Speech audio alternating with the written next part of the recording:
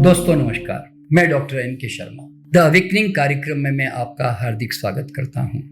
दोस्तों, ये अति आहार के ऊपर 3 वीडियो की सीरीज है, जिसमें मैंने पहले के वीडियो में मैंने अति आहार के 6 कारणों के ऊपर चर्चा की थी और इस वीडियो में मैं और 6 कारणों की चर्चा करूंगा और अगला जो और एक वीडियो आएगा उसके अंदर मैं बाकी की बची हुई 6 कारणों के ऊपर फिर चर्चा करूंगा। इसलिए अगला वीडियो जरूर देखिएगा और उसका इंतजार कीजिएगा। तो चलिए अब मैं आगे बढ़ता हूं 7वें कारण पर। हमारा जो अति आहार का कारण है कि एक ही भोजन में अति स्टार्च, अति प्रोटीन या अति वसा का उपयोग करना। दोस्तों, प्रोटीन, स्टार्च, वसा के अनेकों स्रोत है, सोर्सेस हैं। जैसे मेवे में प्रोटीन और वसा है, मांसाहार में प्रोटीन वसा है, दूध उत्पादकों में प्रोटीन और वसा है, गेहूं दालों में प्रोटीन है। तो सारे प्रोटीन एक साथ भोजन में अक्सर ले लेना बहुत हानिकारक आदत है। कोई एक प्रकार का प्रोटीन लो ना भाई, सारे एक साथ खाकर तो शरीर को ही तोड़ दोगे ना। अगर मांसाहार ही खा रहे हो जिसमें वसा है तो फिर क्यों घी तेल खा रहे हो? अगर दूध, पनीर, लस्सी ले ही रहे हो तो क्यों फिर घी तेल इसके साथ खा रहे हो? अगर मेवे, बादाम, अखरोट, नारियल ही खा रहे हो तो फिर क्यों घी तेल एक्स्ट्रा खा रहे हो? भाई, आप तो एक्स्ट्रा वसा यानी कि फैट खाने के शिकार हो रहे हो ना। और अगर गेहूं ही खा रहे हो तो भैया फिर क्यों चावल और आलू साथ में खा रहे हो? क्योंकि आप ओवर स्टार्च के शिकार होंगे। तो दोस्तों, इस तरह कई तरह के अलग अलग स्टार्चेस होते हैं। सब एक साथ खाने की आपकी जो पुरानी आदत पड़ चुकी है, इससे छुटकारा पाएं। यानी कि अगर आलू खाना है तो अलग से सलाद सब्जी के साथ खाएं। चावल दाल खाना है तो चावल दाल अलग से खा लो, फिर रोटी खाने की कोई जरूरत नहीं भाई। और फिर अगर रोटी ही खानी है तो रोटी, सब्जी, सलाद अलग से खा लो। तो अब इसके साथ आलू, चावल या और अन्य प्रकार के स्टार्च खाने की क्या जरूरत है? वरना आप अति आहार के शिकार हो जाओगे। लेकिन सामान्य उत्तर भारत में, खास करके दिल्ली, हरियाणा, पंजाब में हम एक साथ सब कुछ खाते हैं। जैसे आपने महसूस किया होगा कि रोटी एक स्टार्च एवं प्रोटीन, दाल दूसरा स्टार्च और प्रोटीन, दही, पनीर या दूध तीसरा प्रकार का प्रोटीन, मांसाहार है तो चौथा प्रोटीन। फिर ऊपर से अगर आप मक्खन, घी, तेल का भरपूर सेवन कर रहे हैं तो शरीर को आज नहीं तो कल टूटना ही है ना भाई। हाँ, अच्छी तगड़ी मेहनत करते हो, पहलवानी करते हो, खेलते कूदते हो तो थोड़ा देर से बीमार पड़ोगे, इतना ही तो फर्क पड़ेगा, परंतु बीमार पड़ोगे जरूर। अति का नुकसान निश्चित है, आप उससे बच नहीं सकते। तो इसलिए दोस्तों, गरीब की तरह खाओ, अमीर की तरह जियो। यानी कि एक बार में एक प्रकार का कोई भी स्टार्च या प्रोटीन खाओ तो शरीर में कभी भी आप अति आहार के शिकार नहीं होंगे। और 8वां कारण, ये तो ताकत वाली चीज है, ये तो मुझे खानी ही चाहिए, इस तरह की मान्यता के कारण आप अपने ब्रेकफास्ट, लंच, डिनर के बीच में नट्स, नट मिल्क, कई प्रकार के फल सब्जियों के रस, लस्सी, दूध, मिल्क शेक ये समझ कर लेते हैं कि अरे ये तो हेल्थी चीजें हैं, इससे तो मुझे हेल्थ मिलेगा। लेकिन अफसोस, बहुत बड़े बड़े रोग आपको अवश्य मिलते हैं, क्योंकि ये सब बगैर भूख के कॉन्सेप्ट बनाकर खाए जाते हैं। जो पचता है वही स्वास्थ्य देता है, चाहे वो सूखी रोटी क्यों ना हो। इन्हें खाने के लिए आप अपना ब्रेकफास्ट, लंच या डिनर भी स्किप नहीं करते, तीनों बार पेट भरने के बाद आप इन्हें खाते हैं, तो आप अपने ऊपर अति आहार का बोझ ढो रहे हैं। दोस्तों, फल एज ए मील की तरह खाएं, ये पूर्ण आहार है। मिल्क शेक पीते हैं, ये पूर्ण आहार है।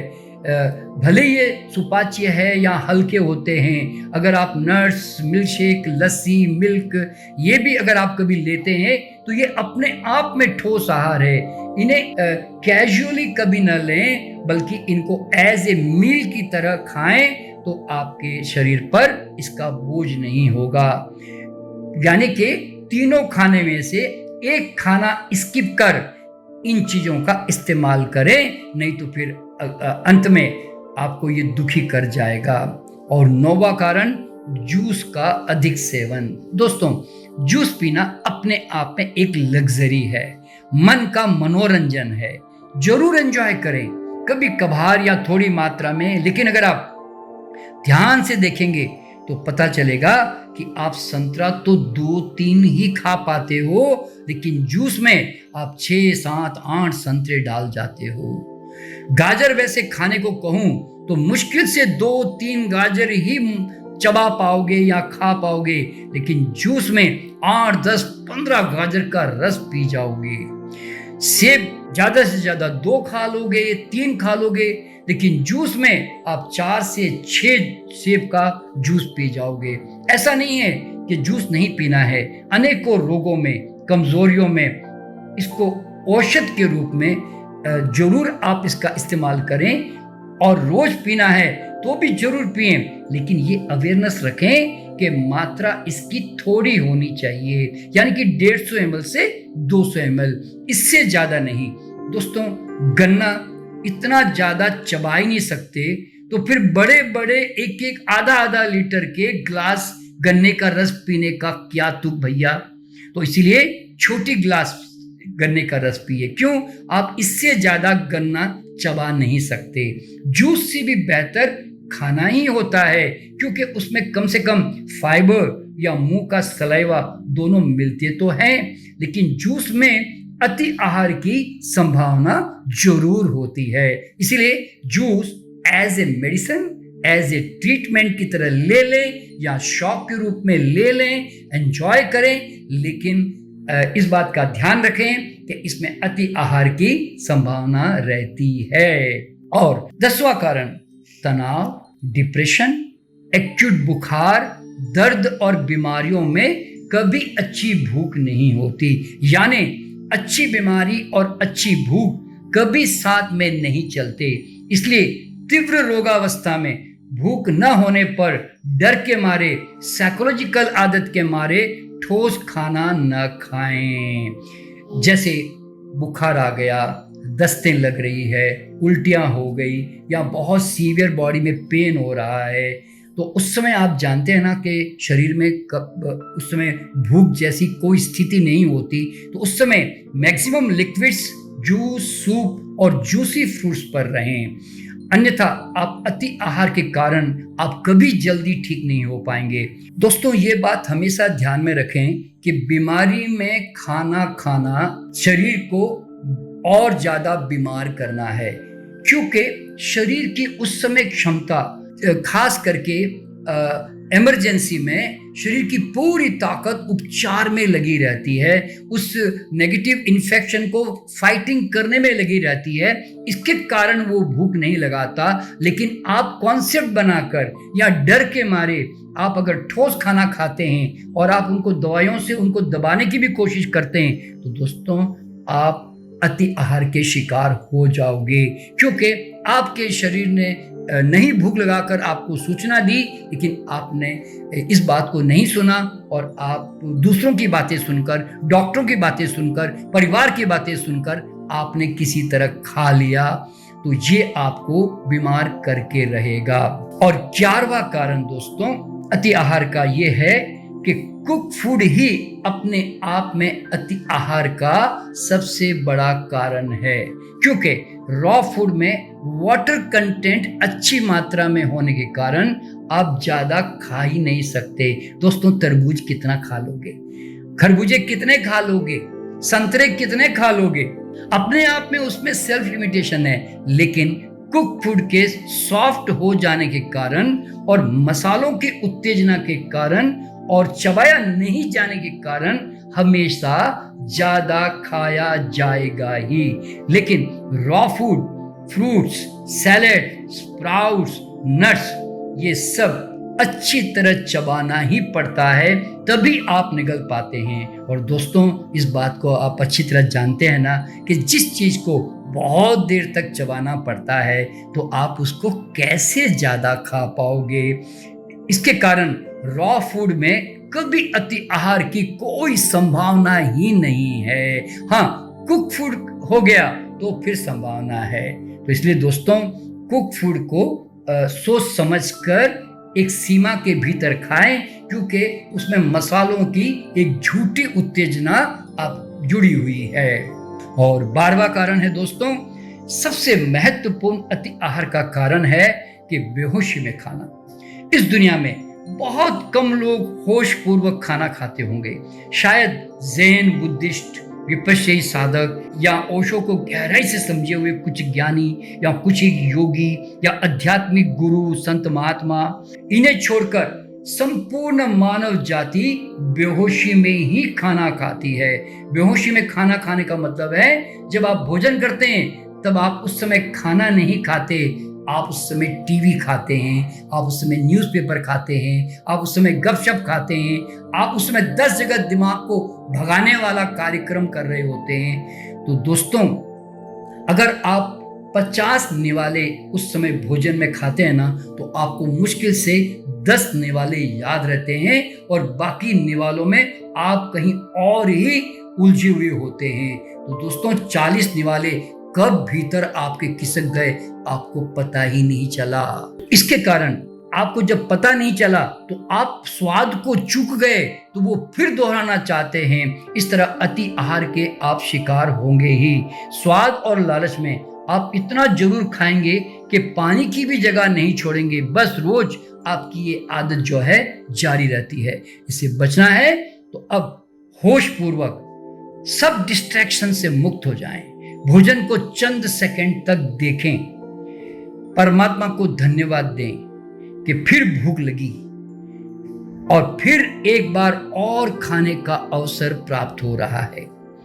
करोड़ों भूखे मर रहे हैं लोगों में, आपको अच्छा भोजन आज नसीब हो रहा है। भोजन को प्रणाम करें, क्योंकि दोस्तों ये सब क्रियाएं करते हैं ना तो आपको थोड़ा तो होश में आना पड़ेगा ना।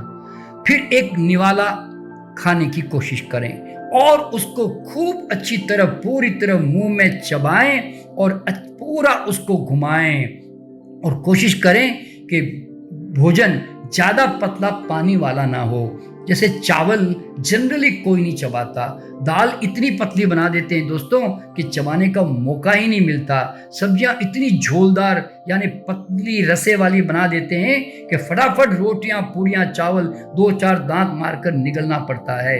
तो जल्दी जल्दी खाने की निगलने की आपकी आदत ही बन जाती है, जो अब ऐसा ना करें। अब मुंह में डाले गए निवाले को अगर आप 20-25 बार अच्छी तरह चबा रहे हैं तो निश्चय ही उसका स्वाद आपको 20 बार उसका चखने को मिल रहा है।